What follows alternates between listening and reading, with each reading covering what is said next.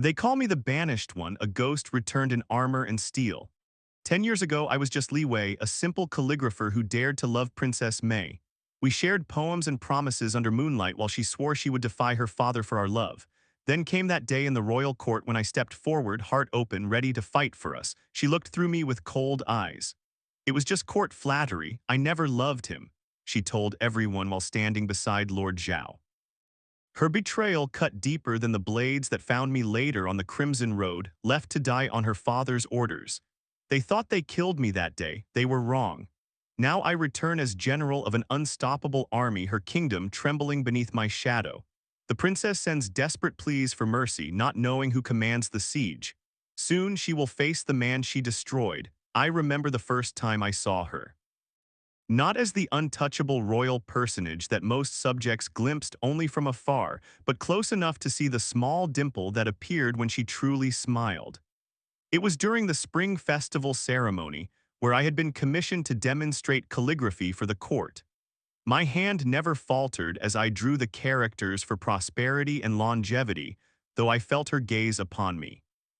"Your brush speaks with rare eloquence, Master Lei," she said afterward, approaching my table while her attendants maintained a respectful distance. I bowed deeply, keeping my eyes lowered as protocol demanded. "Your Highness honors this humble servant with her notice. Look at me when you speak," she commanded softly. When I raised my eyes, I found not the cold imperial mask I expected, but curiosity. "Have you always been able to make ink dance like that?" That moment changed everything. Within a week, I received the imperial summons. Princess Mei required a calligraphy teacher. The court officials frowned at my modest background, but none could question my skill with the brush. Our lessons began formally enough. I would demonstrate a technique and she would practice with diligent attention, but soon our conversations extended beyond brush strokes and character forms. "Tell me about growing up outside these walls," she would ask, eyes bright with interest. "What does it feel like to walk among ordinary people without guards watching your every move?" I told her of village festivals, of climbing trees as a boy, of my father's small shop where I first learned to mix ink and handle brushes. She listened as though I described exotic lands, her own world so confined despite its luxury. Spring turned to summer, and our lessons moved to the private garden pavilion where the heat was less oppressive. There, surrounded by lotus blooms and willow trees, our words grew bolder. "Sometimes I feel like a bird in a golden cage," she confessed one sweltering afternoon. "Admired but never free." "Even caged birds sing," I replied, then immediately regretted my forwardness, but she smiled, that rare genuine smile with the dimple. "Yes, they do, but they sing of freedom." That day, she asked me to teach her the character for freedom. I guided her hand on the brush, and the brief touch of her fingers against mine sent lightning through my veins. I knew it was madness. A royal princess and a commoner could never bridge such a divide. Yet each day the space between teacher and student narrowed until our lessons became mere pretense for hours of conversation, shared poetry, and gradually cautiously expressed feelings. Palace officials began to watch me with suspicious eyes. The chief eunuch would interrupt our lessons with transparent excuses. The royal scribe began questioning my techniques, suggesting other calligraphers might better serve the princess. But May protected our time together with royal authority they dared not challenge directly. Autumn came, painting the garden in gold and crimson. One night she sent her most trusted maid with a message: "Meet me at the moon viewing pavilion after the evening bell." I went, heart thundering against my ribs, knowing we crossed into dangerous territory. The pavilion stood on a small island in the royal lake, accessible only by a slender bridge that gleamed silver in the moonlight. She waited alone, having dismissed even her closest attendants. Her hair fell loose down her back, adorned only with a simple jade pin rather than the elaborate court headdresses. "I dismissed my guards," she whispered when I approached. "We have 1 hour of truth between us." That night, beneath a full moon that turned the lake to liquid silver, we spoke without the filters of rank or propriety. I told her I had fallen hopelessly in love with her. Instead of the gentle rejection I half expected, she took my hands in hers. "I have dreamed of you every night," she confessed. "Of a life where I am not Princess May, but simply a woman who can choose her own path." We exchanged whispered vows, promises that seemed both impossible and inevitable. She pledged to speak to her father to convince him that political alliances through marriage were outdated traditions. I promised to prove myself worthy through service to the kingdom, to rise in status until the gap between us might narrow enough for acceptance. I will never betray this, she vowed, placing my hand over her heart. Whatever comes, remember that what beats here is yours. Our stolen paradise lasted exactly 23 days. Then came the imperial announcement that shattered everything. Princess May was to marry Lord Zhao, the warlord whose armies protected the kingdom's northern borders. The marriage would take place within the month. I awaited our next lesson in agony, certain she would have some plan, some explanation. When she arrived, her eyes were red-rimmed but determined. "My father will not be moved," she said, her voice low. "But neither will I. We must appeal to him together. Show him that true strength for the kingdom can come from merit rather than military alliance." It would mean risking everything, I warned, though my heart soared at her courage. "If we fail, you could lose your position, and I would certainly lose my head." She reached for my hand beneath the table, hidden from any watching eyes. "Some things are worth any risk. Meet me tomorrow. We will go to my father together during morning court. He respects directness and courage. It may be our only chance." That night I barely slept, rehearsing words that might sway an emperor, knowing the odds stood mountainous against us. Still, hope flickered like a stubborn flame. If anyone could challenge tradition and win, it would be May with her brilliant mind and unwavering will. I arrived at court early, heart pounding as I watched officials and nobles gather. When Princess May entered, she wore formal court robes, her expression serene. But something felt wrong. She did not glance my way, not even the briefest acknowledging look. And beside her walked Lord Zhao, tall and imposing in military regalia. Still, I waited for our agreed moment, then stepped forward when petitioners were called. "Your Imperial Majesty, I come with a matter of great importance." The court fell silent. The emperor's eyes narrowed, but he gestured for me to continue. I spoke of merit, of new visions for the kingdom, of bonds stronger than political arrangements.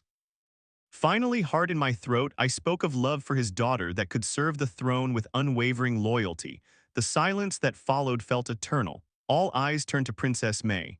This was the moment for her promised support for our united stand. She stepped forward, her face a perfect mask.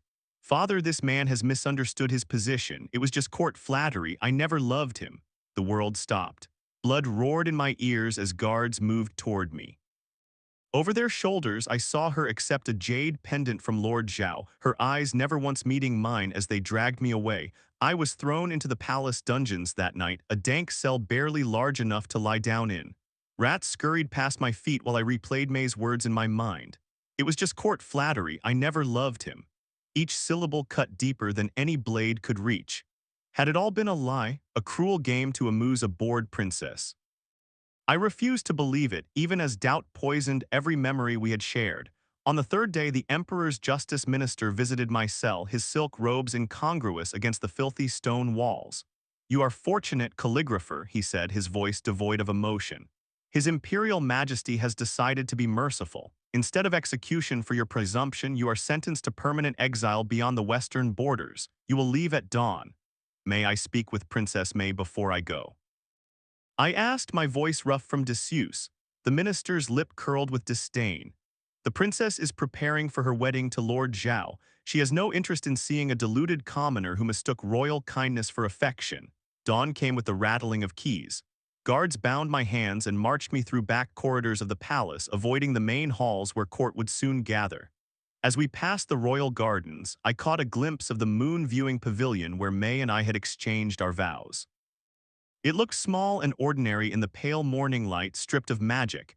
A covered cart waited at the servants' gate. As the guards shoved me toward it, I heard familiar voices and turned to see Princess May walking with Lord Zhao in a nearby courtyard.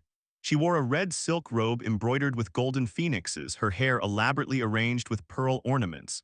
Wedding preparations, as the minister had said. I stopped walking, causing the guards to jerk roughly at my bonds. The motion, or perhaps my gaze, must have caught her attention, for May turned and our eyes met across the courtyard. For one heartbeat, I thought I saw something flicker in her expression, some emotion breaking through the royal mask.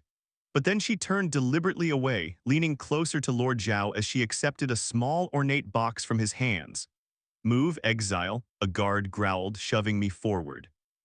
They loaded me into the cart like cargo, tossing in a small bundle containing a change of clothes, basic provisions, and ironically, a set of calligraphy brushes. My sentence permitted me to take only what I could carry. The journey to the western border would take 2 weeks. I spent the first days in numb silence, watching familiar landscapes give way to increasingly foreign terrain.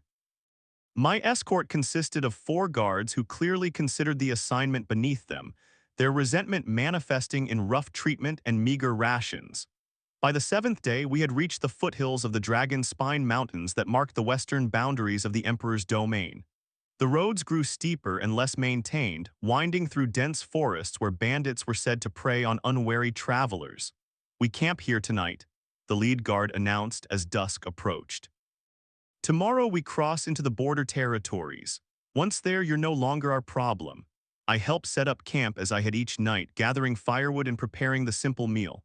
The guards had grown somewhat less hostile as the journey progressed, perhaps seeing I had no intention of causing trouble. They even removed my bonds during the day, though they were replaced each night. "What happens beyond the border?" I asked that evening as we sat around the fire. The youngest guard shrugged.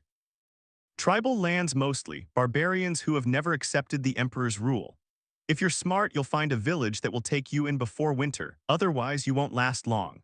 I nodded, silently calculating my chances. I had no survival skills, no knowledge of tribal languages or customs. My only assets were my calligraphy and my education, neither of which would likely hold much value among the border peoples. "Get some sleep," the lead guard ordered. "We leave at first light." The Crimson Road ahead is treacherous even in daylight. The Crimson Road. I had heard of it in travelers' tales, a narrow path carved into the mountainside, named for the reddish stone and perhaps for the blood of those who had fallen from its precarious edge.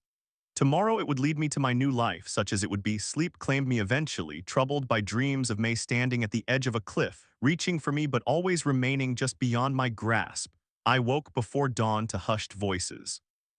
The guards were huddled together, speaking in low tones that immediately raised my suspicions. When they noticed I was awake, they fell silent, exchanging glances that sent ice through my veins. "Time to move," the lead guard said, not meeting my eyes as he bound my hands. "We want to reach the border crossing by midday." The Crimson Road deserved its fearsome reputation. Barely wide enough for 2 men to walk abreast, it hugged the mountain's face with a sheer drop of several hundred feet on the outer edge. Far below, a river cut through the valley, looking like a thin silver ribbon from our height. I walked at the center of our group, 2 guards ahead and 2 behind. The morning mist still clung to the mountainside, obscuring sections of the path ahead.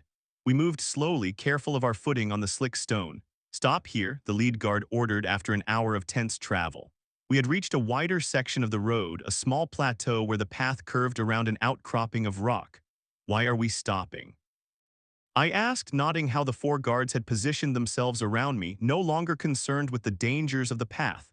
"Change of plans," the lead guard said, finally meeting my gaze.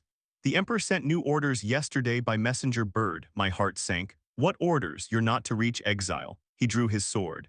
"Accidents happen on the Crimson Road all the time. Another unfortunate traveler lost to the depths. So this was to be my end. Not banishment but death, disguised as misadventure." I looked from face to face, finding no compassion, only grim resolution. These men were following orders, nothing more. Was this always the plan? I asked, my mind racing for some way to survive. "We had original orders to escort you to the border," the youngest guard admitted, earning a sharp look from his commander. "The new orders came yesterday, signed with the imperial seal. Not just the Emperor's decision then. Someone wanted to be certain I disappeared completely. Someone who feared what I might do or say from exile." "The princess," I said softly. "Is this her wedding gift to Lord Zhao? My elimination?" "Don't speak of her highness," the lead guard snapped. "This comes from much higher. Now we can do this the easy way or we can make it painful. Your choice." I glanced at the cliff edge, the mist swirling below like a hungry spirit waiting to claim me. If I jumped, at least my death would be my own choice. But some stubborn spark refused to surrender so easily. "I choose neither," I said, and threw myself not toward the cliff but directly at the lead guard. The surprise gave me an instant's advantage. Though my hands were bound, I managed to slam my shoulder into his chest, sending him staggering backward. I followed with a kick that connected with his knee, bringing him down with a howl of pain. The other guards recovered quickly. A fist slammed into my kidney, driving me to my knees. A boot connected with my ribs, stealing my breath. Through the haze of pain, I saw the glint of a sword rising for the killing blow. I rolled, feeling the blade slice air where my neck had been. Scrambling to my feet, I faced my executioners with the cliff at my back. Blood trickled from my split lip, and each breath sent daggers through my surely broken ribs.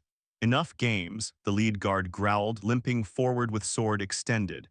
Make peace with your gods, calligrapher. I tensed, preparing for one final, desperate move, when the mountain itself seemed to speak. A deep rumbling shook the path beneath our feet. Loose stones clattered down from above, one striking a guard's shoulder. Rockslide, someone shouted. I looked up to see boulders breaking free from the mountainside, bounding down toward us with gathering speed. In the chaos, I dove between two guards, rolling toward the inner wall of the path as the first massive rock crashed onto the crimson road. What followed was a nightmare of noise and dust and screaming. The path itself began to crumble under the impact of the falling rocks. I pressed myself into a small recess in the mountain face, eyes squeezed shut against the choking dust, hands still uselessly bound before me. When the rumbling finally stopped, I opened my eyes to devastation. The section of path where we had stood was simply gone, sheared away by the rock slide. Of the four guards, I saw no sign, only the endless drop and the mist below. I remained frozen in my small sanctuary, hardly daring to breathe. Pain radiated from my ribs and back, and blood flowed freely from a gash on my forehead I had not even felt in the chaos. But I was alive, impossibly alive, while my executioners had been claimed by the mountain's fury. Carefully, I edged along what remained of the path, testing each step before trusting my weight to it. With no knife to cut my bonds, I was forced to continue with hands tied, making my precarious journey even more dangerous. I do not know how long I walked, time blurring with pain and the strange unreality of my situation. Eventually, the path began to widen, the descent growing more gentle as I left the higher reaches of the mountain behind. Night was falling when my strength finally gave out. I collapsed beside a small stream, managed a few desperate mouthfuls of water, and surrendered to unconsciousness, certain I would never wake again. I woke to firelight and unfamiliar faces. Pain throbbed in every part of my body, but most intensely in my chest, where breathing sent sharp spikes through my broken ribs. An elderly woman with intricate facial tattoos leaned over me, pressing something bitter-smelling to my lips. Drink, she commanded in heavily accented court language. It will ease the pain. I obeyed, too weak to resist. The liquid burned down my throat, spreading warmth that gradually dulled the worst of my suffering. As my vision cleared, I saw I was in a large tent, its walls decorated with strange symbols painted in red and black. Several people moved about, speaking in a language I did not recognize. "Where am I?" I asked, my voice a broken whisper. "Among the Cloud Horse tribe," the old woman replied. "Our hunters found you dying by the river 3 days ago. You have been walking between worlds since then. 3 days. I tried to lift my head and was rewarded with a wave of dizziness that forced me back down. The men who were with me," I began. "Dead," she said simply. "The mountain took them, only you were spared, though barely." She studied my face with sharp, dark eyes. "The spirits must have a purpose for you." Days melted into weeks as I slowly healed under the tribe's care. I learned their shaman Naru had used ancient magic to pull me back from death's threshold. "Your spirit had already begun to depart," she told me. "I bound it to your flesh again, but such magic always leaves a mark." I discovered what she meant when strength returned enough for me to stand and see my reflection in a polished metal disc. My once black hair had turned stark white at the temples, and my eyes, formerly dark brown, now held flecks of amber that caught the light strangely. More disturbing was the feeling that something fundamental had changed within me, as though parts of who I had been burned away in the crucible of my near death. The tribe's leader, a weathered warrior named Karsa, came to my tent when I could finally walk short distances without assistance. "You are healing well, outsider," he said, observing me with calculating eyes. "Soon you must decide your path. You may continue west to the border settlements, or you may stay and learn our ways. But no one eats who does not contribute." I was a calligrapher, I said, knowing how useless such a skill would be among nomadic people with no written language. "I know nothing of hunting or herding," Karsa smiled, a predatory expression that held no warmth. "Then you will learn new skills or starve. The choice is yours." That night, sleepless with pain and uncertainty, I made my decision. The man I had been, the gentle artist who had loved a princess, had died on the Crimson Road. Whoever I was now needed to be stronger, harder, capable of surviving in this harsh land. The next morning I approached Karsa. I wish to learn your ways, I said, starting with how to fight. Surprise flickered across his face, followed by assessment. It will not be easy, you are soft like all palace people. I am no longer a palace person, I replied. That man is dead. My training began that very day. Despite my still healing injuries, I was given no special treatment. I learned to use a bow to track game, to ride the small, hardy horses the tribe was named for. Every muscle screamed in protest. Every night I collapsed exhausted, but each morning I rose before dawn to begin again. The tribe's weapon master, Tagai, took particular pleasure in demonstrating my inadequacies. In our first sparring session, he knocked me to the ground within seconds, then stood over me with contempt. This is what your empire produces, men who fall like autumn leaves. I spat blood and forced myself to stand. Again, I demanded. Tagai raised an eyebrow but readied his stance. I fell again and again and again. By sunset, I could barely walk, my reopened wounds seeping through my clothes. You should have stayed with your brushes, little scribe, Tagai said as he turned away. Tomorrow, I called after him. We continue tomorrow. Naru treated my wounds that night, her ancient hands surprisingly gentle. You pushed too hard, she observed. Your body still mends. My body is all I have left, I replied. It must become a weapon, she paused, studying me with those unsettling eyes.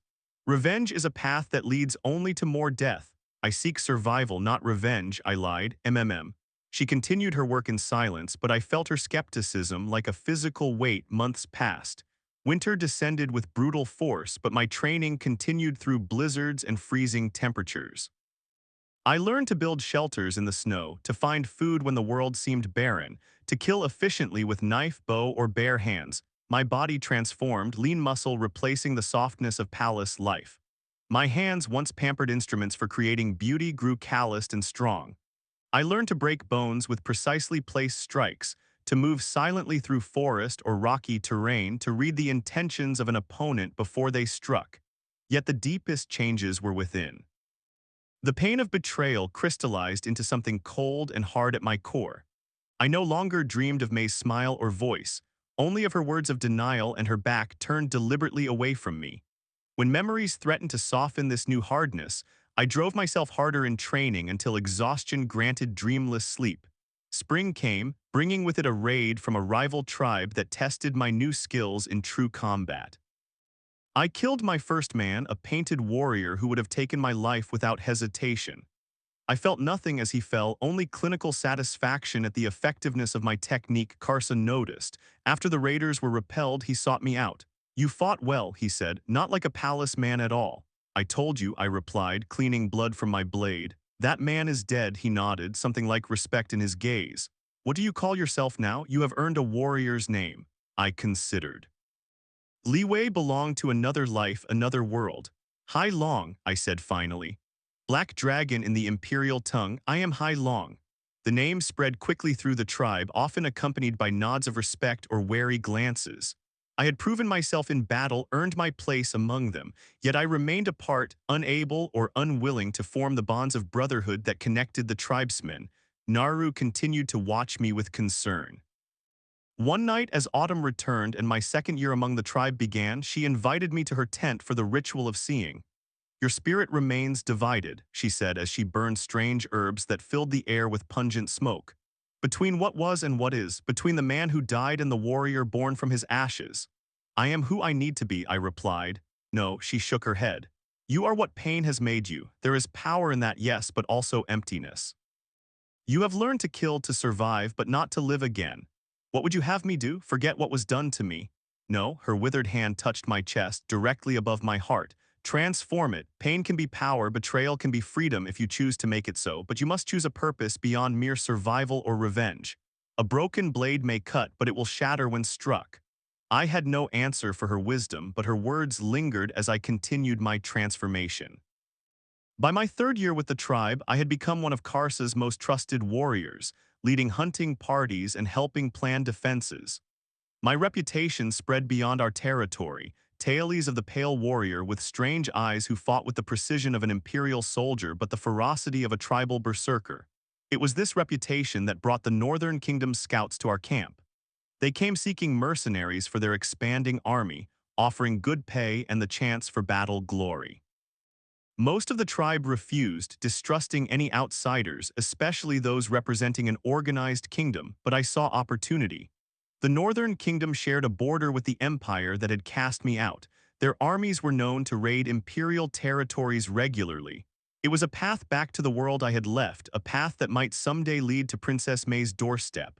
I will go, I told Karsa when the scouts had made their offer. He studied me with the same calculating gaze he had used when I first requested training. You seek more than payment, he observed. I seek my destiny, I replied. The night before my departure, Naru performed one final ritual. As the sacred smoke swirled around us, she placed her hands on my head and spoke words in the ancient language of her ancestors. I have given you a second life, she said when she finished. How you use it is your choice. Remember that even the dragon must sometimes return to the cave of its birth to find its true purpose. At dawn, I rode out with the northern scouts, carrying only weapons, supplies, and the tribal markings tattooed on my forearms as a reminder of the people who had remade me. Li Wei had died on the Crimson Road. Hai Long, the Black Dragon, rode toward a new horizon with ice in his veins and fire in his heart. The Northern Kingdom welcomed skilled warriors with few questions about their pasts.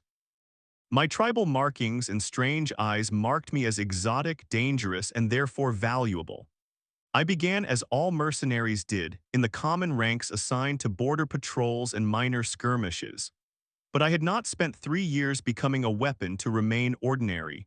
During my first battle against mountain bandits, I demonstrated not just fighting skill but tactical intelligence.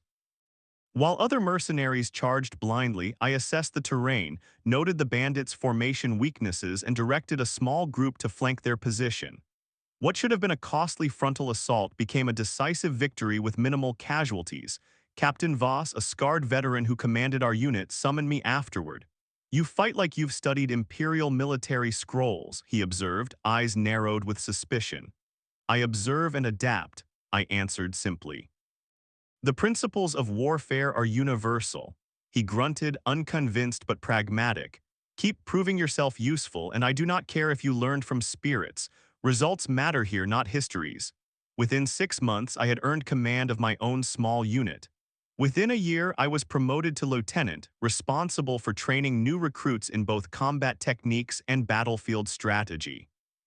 My methods were harsh but effective, combining the disciplined precision I remembered from imperial military ceremonies with the brutal efficiency of tribal combat. Your men fear you, Captain Voss noted after observing a training session where I drove the recruits to exhaustion and beyond. Fear improves survival rates, I replied, watching the recruits drag themselves to their quarters.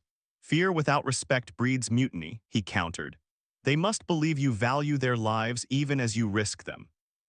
It was a lesson worth considering. I had focused so intently on forging myself into a perfect weapon that I had neglected the human elements of leadership. That night, I recalled how Princess May had inspired loyalty among her attendants, not through fear but through moments of connection that made each person feel valued. The memory brought a surge of bitterness, but also insight I could not ignore. The next day, I adjusted my approach. I still demanded excellence, but now I explained the purpose behind each punishing exercise, demonstrated techniques personally, and acknowledged improvement. When a recruit performed exceptionally, I recognized it before the others. The change in their response was immediate and telling. Captain Voss nodded approval when he next observed us. You learn quickly. That will serve you well in the royal court. I have no interest in court politics, I said sharply, the words carrying more emotion than I intended. Every successful military man must eventually navigate court, he replied, giving me a curious look. Unless you plan to remain a minor officer forever. He was right, of course. My path to power, to potential revenge, would eventually require moving beyond the battlefield. I thought of Li Wei, the naive calligrapher who had been crushed by court intrigue, and strengthened my resolve. This time I would be the one controlling the game, not its victim. My opportunity came unexpectedly during what should have been a routine patrol of the northeastern border. Intelligence reported a small Imperial scouting party had crossed into Northern territory. My unit was dispatched to intercept and capture them for questioning. We located the Imperial scouts camped in a wooded valley. Their position showed surprising tactical sophistication, with sentries posted at all approaches. I studied their formation and recognized the insignia of the Imperial Elite Guards, the Emperor's most skilled soldiers. This was no ordinary scouting party. I adjusted our plan accordingly, setting up a silent perimeter and waiting for the perfect moment to strike. Shortly before dawn, when alertness would be at its lowest, we moved in with swift precision. In minutes, we had subdued the Imperial soldiers with minimal bloodshed. Among the captives was a man whose clothing and demeanor marked him as nobility rather than military. He remained silent while his guards were bound, his expression contemptuous despite his dire situation. "Identify yourself," I demanded, speaking the imperial language I had not used in years. His eyes widened slightly at my accent. "You are far from home, tribesman." "This is my home now," I replied coldly. "Your name and purpose here." He assessed me, perhaps noting the authority in my stance, and made a calculation. "Lord Jin Feng, royal advisor to Emperor Tian, I am on a diplomatic mission to the northern court. Without formal announcement or escort, that seems unlikely." A ghost of a smile touched his lips. "Certain matters require discretion before they become official." I ordered my men to secure the captives and establish camp. Taking Lord Jin aside, I conducted a more thorough interrogation. Years of tribal and military life had taught me to extract information efficiently, but this man was no common soldier to be intimidated. He revealed only what served his purpose. "The Emperor's health fails," he said finally. "Certain factions seek advantages before the inevitable succession. I represent interests that would prefer peace with the North rather than continued border conflicts." His words triggered thoughts of Princess Mei. If the Emperor was dying, what role did she now play in court politics? Was she still married to Lord Zhao? Did she have children who would factor in the succession? I kept my expression neutral despite the sudden rush of questions. "You waste your time," I said instead. "The Northern King has no interest in peace while imperial garrisons remain on contested territories." "Perhaps," Lord Jin replied, studying me with new interest. "But you speak our language flawlessly, understand our politics. A man with your unique perspective might be valuable in such negotiations." It was a transparent attempt to recruit me, but it presented an unexpected opportunity. I ordered the Lord and his guards treated according to their rank while I dispatched messengers to the northern capital with news of our high-value captives. 3 days later, royal guards arrived with orders directly from King Roger. Lord Jin and his men were to be escorted to the capital under my personal supervision. It seemed the king was intrigued by the possibility of unofficial diplomatic channels. My first presentation at the Northern Court exceeded all expectations. King Roger, a burly man with a tactical mind sharpened by decades of warfare, questioned me extensively about the capture and my assessment of Lord Jin's true intentions. "You believe this peace overture is merely a distraction while they reinforce their eastern garrisons?" he asked after hearing my report. "Yes, Your Majesty. Imperial tactics favor creating confusion on one front while strengthening another. The timing with the Emperor's illness is too convenient." The king nodded, pleased by analysis that matched his suspicions. "You understand our enemy well, Lieutenant Hai Long." "I understand how they think," I answered carefully. "Their strengths and their weaknesses." This exchange marked the beginning of my rise within the northern military hierarchy. King Roger increasingly sought my counsel on matters relating to the empire. Each time imperial forces moved, I predicted their strategies with uncanny accuracy. Each time the emperor's diplomats offered terms, I identified the hidden traps in their proposals. Within 2 years, I had been promoted to commander, with authority over 3 full battalions. My quarters moved from the military barracks to a small but respectable residence near the palace. I was invited to state functions, where I observed the intricacies of northern court politics with detached interest. Learning but rarely participating, it was at one such function that I first heard detailed news of Princess Mei. Lord Jin, who had remained as an officially unacknowledged diplomat, mentioned her while discussing imperial succession possibilities.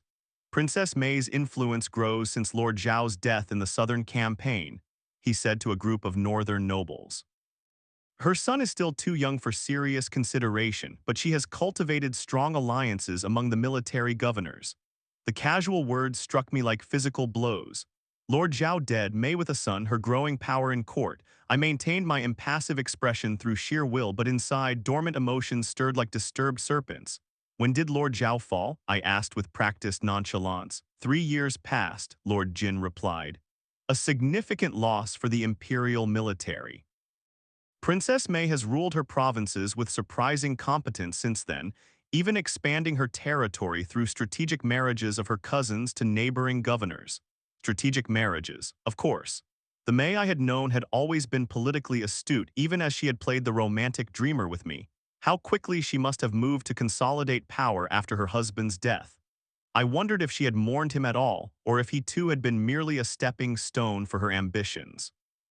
That night I stood on my balcony looking toward the south, toward the empire, toward her.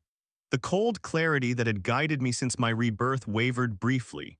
Was revenge still my purpose after all these years? Or had it become merely a habit of thought, an excuse to avoid forming new connections in this second life? Before dawn, I reached my decision. Revenge might be an empty pursuit, but knowledge was power. I would build a network of informants throughout the empire, focusing particularly on Princess Mei's territories. Whatever her game was, I would understand it completely. And when the time came, that understanding would be my weapon. My intelligence network grew steadily over the next 2 years. Merchants, travelers, deserters from imperial armies all became my eyes and ears. I maintained the appearance of gathering military intelligence for King Roger, which was true enough. But my personal focus remained fixed on the Princess Regent and her expanding influence. I learned she ruled from the Summer Palace, away from the imperial capital where factional fighting had intensified as the emperor's health deteriorated. Her son, now 8 years old, was being groomed with both military and scholarly training.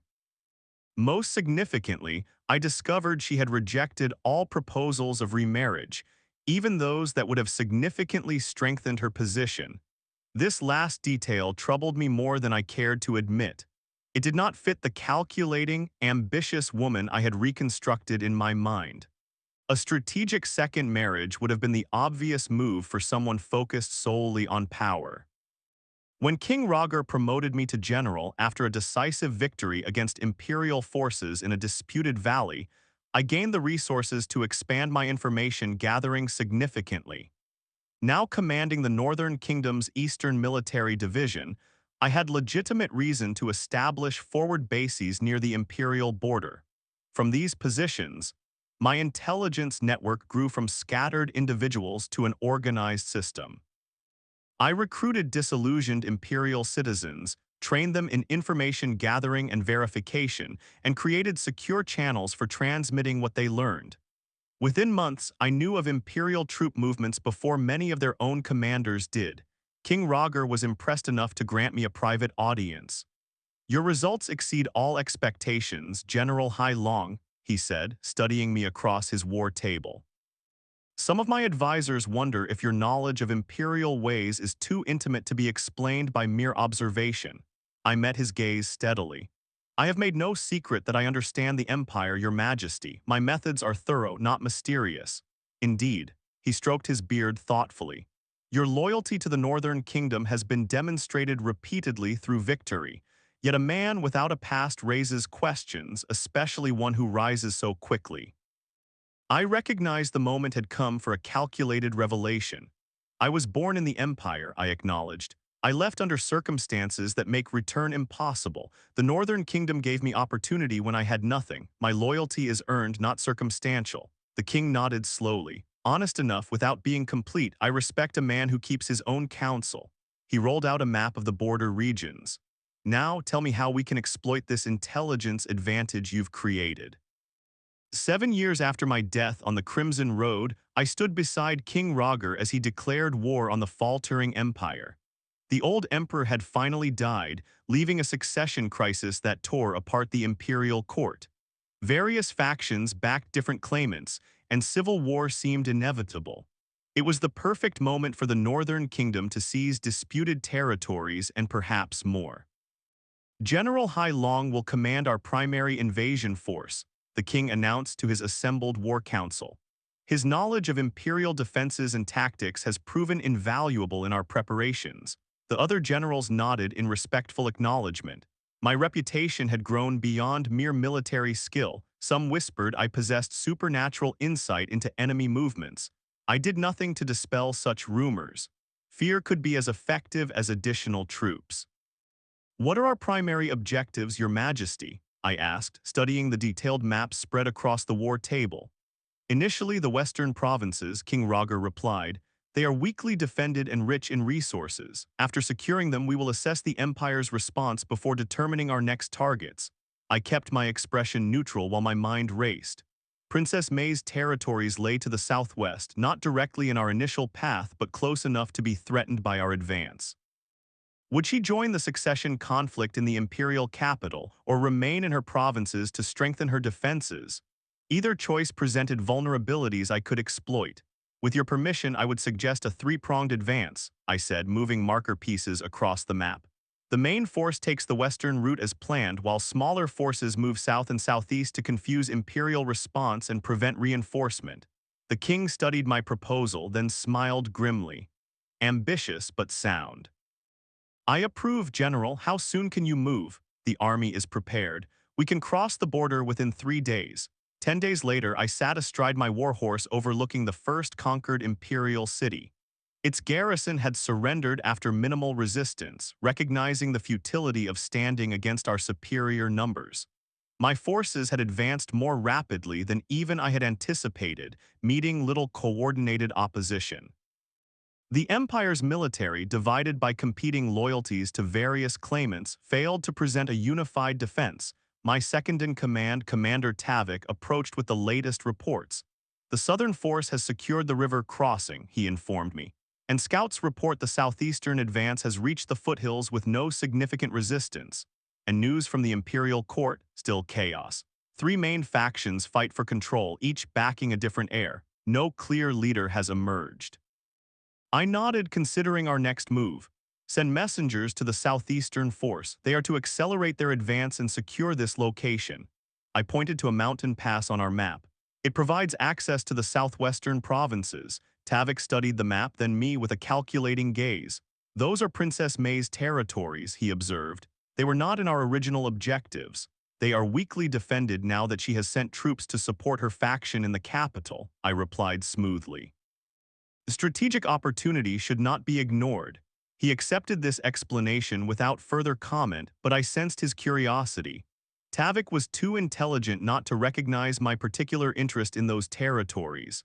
For now, however, our rapid success kept questions at bay. The campaign progressed with remarkable speed over the next 2 weeks. Each day brought reports of new surrenders or successful battles. The imperial armies, when they did resist, fought with discipline but lacked cohesive leadership. My forces had already secured 3 major cities and a dozen smaller towns, with minimal casualties. Then came the news I had been both anticipating and dreading. My network of spies reported that Princess May had returned from the capital to personally oversee the defense of her territories. She had brought a small but elite force of loyal troops and was rallying local militias. "She is establishing her defensive line along the River of Tears," my intelligence officer reported. "Local lords are pledging support. She appears to be operating independently from the main imperial factions." I studied the map, tracing the river's path with my finger. It was a strong defensive position with few viable crossing points. Under normal circumstances, a frontal assault would be costly. "How many troops does she command?" I asked. "Perhaps 8,000 trained soldiers, plus local militias of uncertain quality. No match for your main force, General, but enough to cause significant delays if well positioned." I made my decision. "I will lead the attack personally. Prepare 3 battalions for immediate movement south. Commander Tavik will continue the western campaign as planned." That night, I stood alone in my tent, examining a detailed map of Princess May's defensive positions. After 7 years, I would finally face her again. Not as the naive calligrapher she had betrayed, but as the general whose army threatened everything she had built. Did she even remember Li Wei? Or was he merely one of many stepping stones in her rise to power, long forgotten? I recalled her face as it had been, the small dimple when she truly smiled, the intensity in her eyes when discussing poetry or politics, the softness of her expression in our private moments. Had those all been calculated performances? I had spent years convincing myself they must have been, yet doubt still occasionally crept in like an unwelcome ghost. 3 days later, my forces reached the hills overlooking the River of Tears. Below us spread the fertile valley that formed the heart of Princess May's territories. On the far bank, I could see her defensive positions. Earthworks, wooden fortifications, troops arranged in disciplined formations. Above them flew her personal banner, the golden phoenix that had decorated her wedding robes the last time I saw her. I studied her defenses through a spyglass.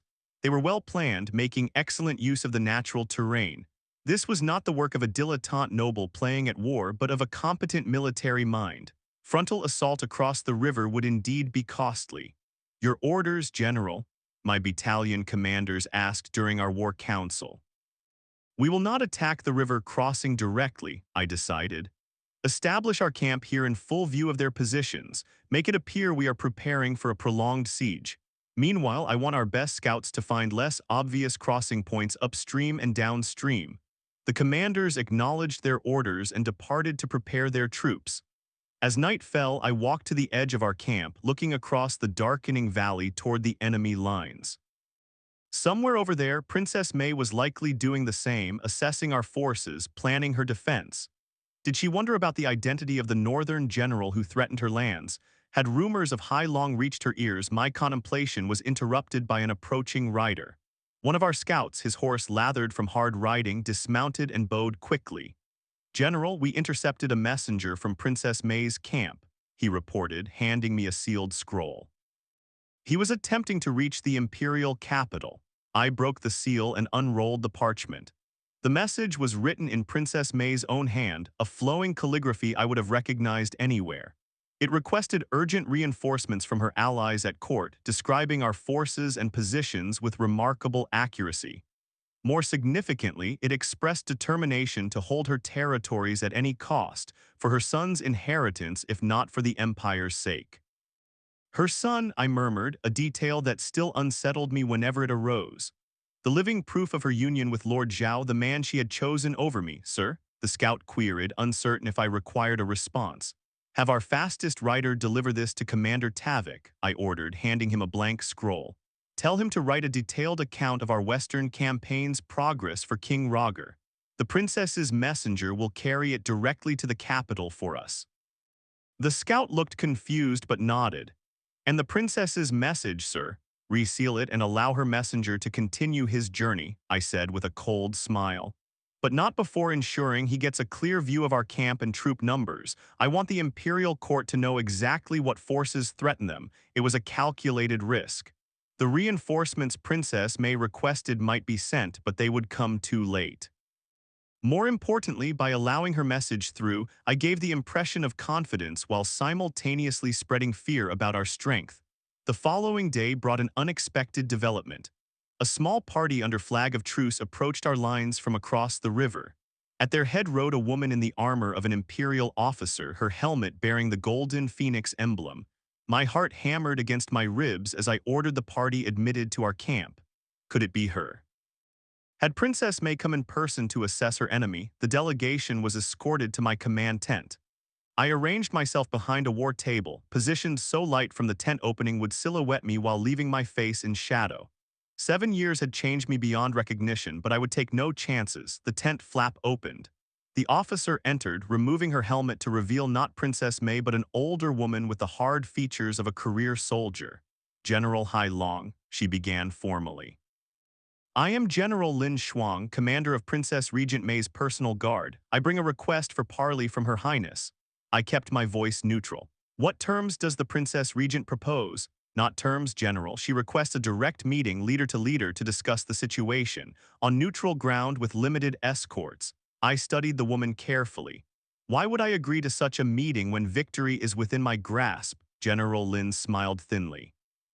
"Because the princess has information concerning your king's other campaigns that might interest you, and because she assures me you are a man who values intelligence over brute force." A clever approach, appealing to my known preferences. I pretended to consider while my mind raced through possibilities. This was an unexpected opportunity, but also potentially a trap. "Very well," I decided. Tomorrow at midday, there is an island in the river 2 miles downstream. We will meet there. 3 guards each, no more, General Lin bowed slightly. I will convey your acceptance to the Princess Regent. She turned to leave, then paused. The princess also sent this as a token of her sincere desire for dialogue. She placed a small object on the table between us. A jade hairpin, simple in design but instantly recognizable. The same pin May had worn in her hair that night in the moon viewing pavilion when we had exchanged our vows. After the delegation departed, I sat alone, turning the hairpin in my fingers. Was it possible she knew? Had she somehow discovered that General Hai Long and the presumed dead Li Wei were one and the same? Or was this merely a coincidence, a diplomatic token that happened to mirror a significant object from my past? Either way, tomorrow I would face Princess May again, the woman who had once been my everything. The woman whose betrayal had broken me and then, ironically, forged me into something far stronger than I had been. The woman I had spent 7 years trying to forget, even as I maneuvered inexorably back toward her. As night fell, I called my most trusted officers to prepare for the parley. Whatever happened on that island tomorrow, I would be ready. The black dragon would finally confront the golden phoenix, and one of us would burn.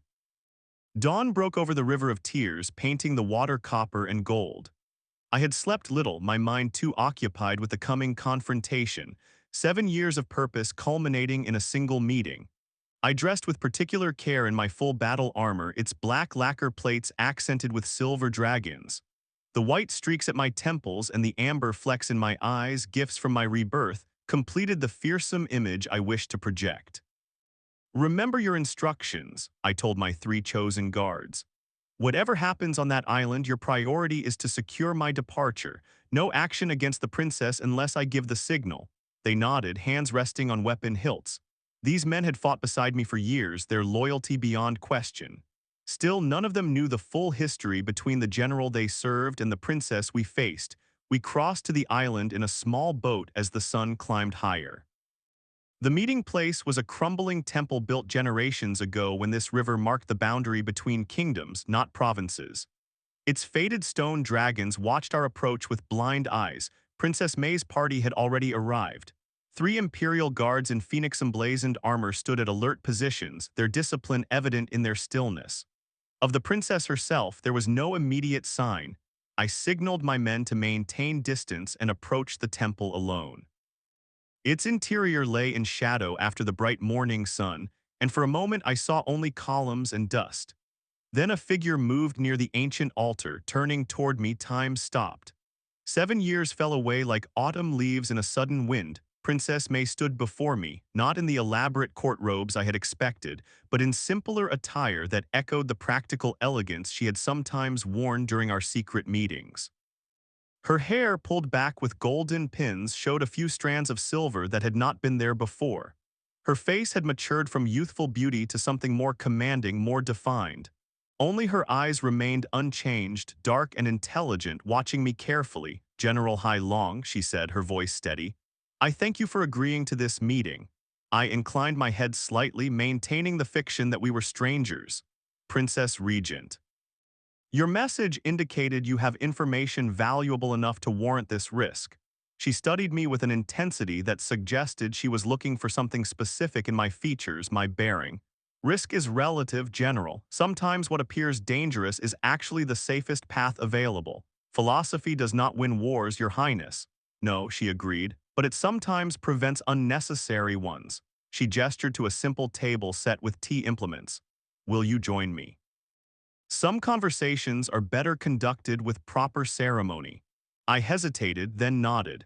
We sat across from each other as she prepared tea with practiced movements that reminded me painfully of similar moments years before.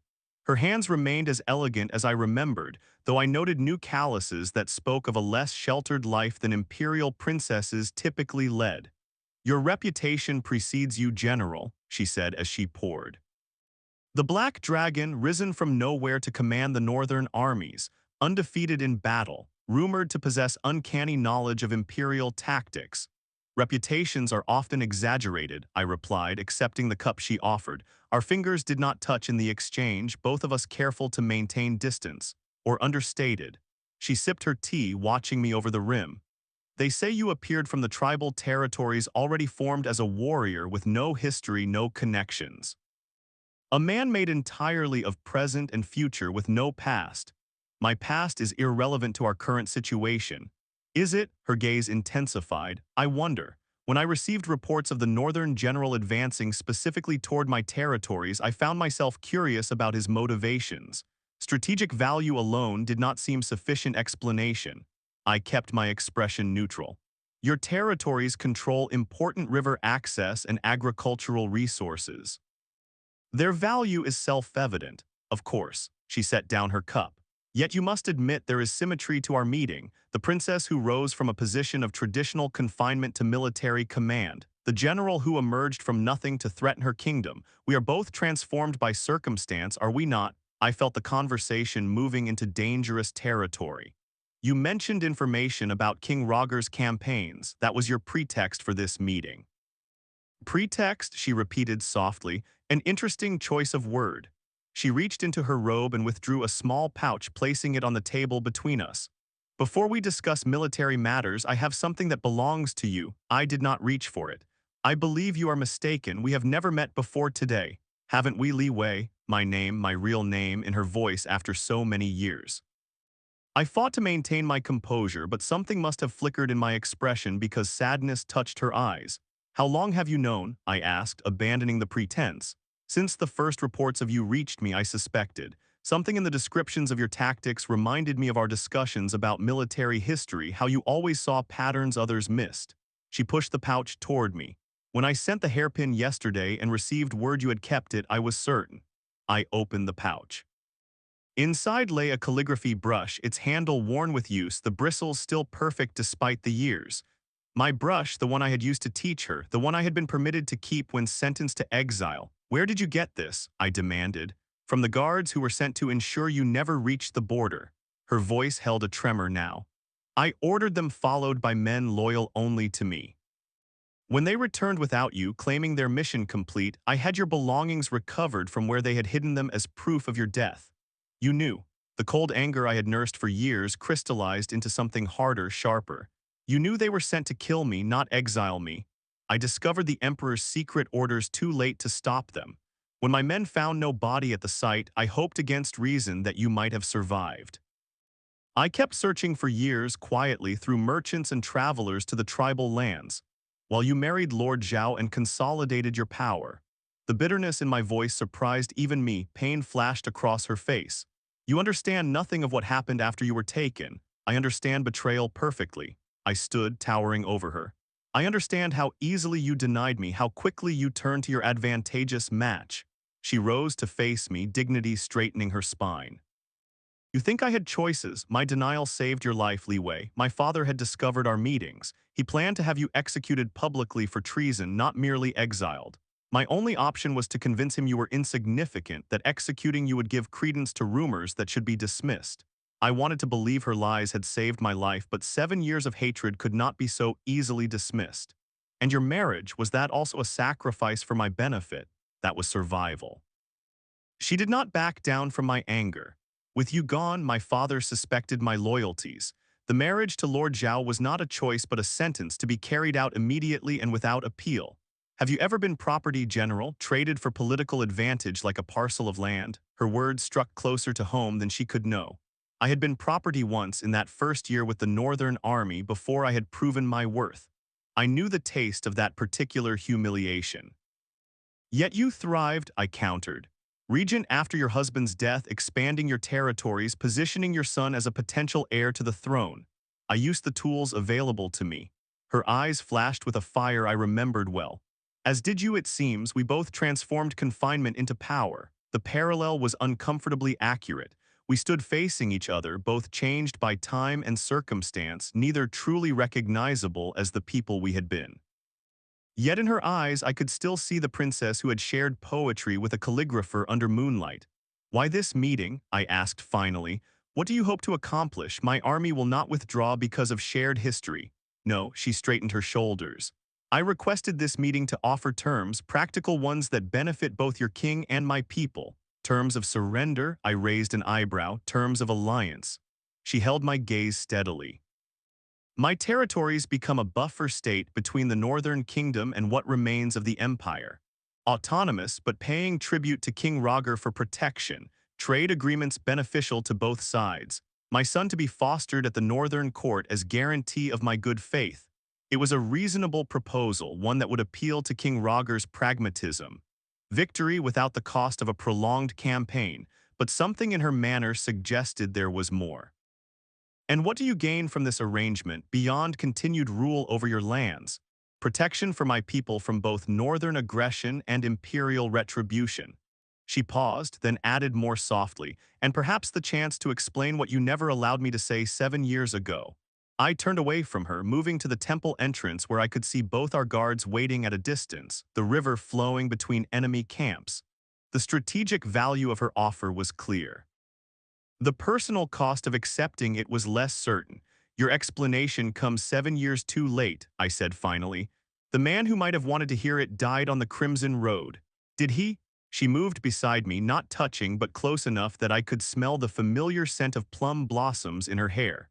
Or did he transform, as we all must, into someone stronger? I looked down at her, this woman who had once been my entire world, then became the focus of my hatred and now stood as something indefinable, neither lover nor truly enemy. I will present your terms to King Roger, I said formally. Until his decision, there will be no attack on your positions. Relief softened her features. Thank you, General. As I turned to leave, she spoke again. Leeway. When you return with your king's answer, will you permit me to tell you the full truth of what happened after you were taken, not for forgiveness, but for understanding? The request caught me off guard. Part of me wanted to refuse, to maintain the cold certainty of betrayal that had driven me for so long. But another part, perhaps the ghost of the calligrapher I had been, whispered that truth had value of its own. I will consider it, I answered, and left her standing in the ancient temple, surrounded by stone dragons and fatting memories. The return to my camp was conducted in silence, my guards sensing my mood. Commander Tavik awaited my return, eager for news of the parley. Well, he asked as I dismounted. What did the princess offer? Terms that may interest the king, I replied, moving toward my tent. Have messengers prepared. I will draft the proposal for His Majesty's consideration. You're not seriously considering accepting terms? Tavik looked shocked. Our forces could crush her defenses within days. I stopped, fixing him with the cold stare that had cowed greater men. The general who dismisses a bloodless victory as inferior to a costly battle is a general who wastes his king's most valuable resource, Commander. He stepped back, bowing slightly. Of course, General, I spoke hastily.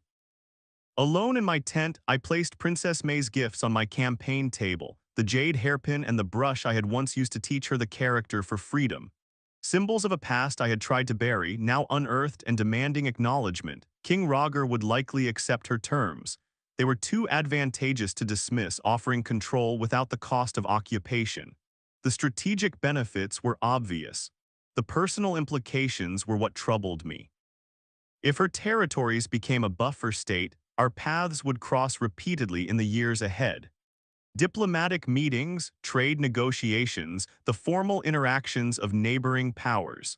Could I maintain the emotional distance necessary to protect myself from old wounds reopened? More unsettling was the possibility that she had spoken truth about the past. If her denial had indeed been an attempt to save my life, if her marriage had been as much a sentence as my exile, then the narrative of betrayal I had constructed crumbled. Without that sustaining anger, what remained to define the man I had become? I unrolled a blank scroll and began drafting my message to King Roger, focusing on facts and strategic advantages, pushing personal considerations aside. Whatever the truth of the past, my duty to my adopted kingdom remained clear. I would present her offer fairly, recommend its acceptance, and prepare to implement whatever decision the king reached. As night fell, I found myself at the edge of camp again, looking across the river of tears toward Princess May's forces. Tomorrow I would send the messengers to King Roger. Within a week I would have his answer. And then perhaps I would hear the full truth of what happened after I was taken, a truth that might be more painful than the betrayal I had believed in for so long. For the first time in 7 years, I allowed myself to wonder if there might be a future beyond revenge, beyond the cold satisfaction of power. Not a return to what was lost, that was impossible, but perhaps something else. Something neither of us could yet imagine, forged from the broken pieces of the past and the uncertain possibilities of tomorrow.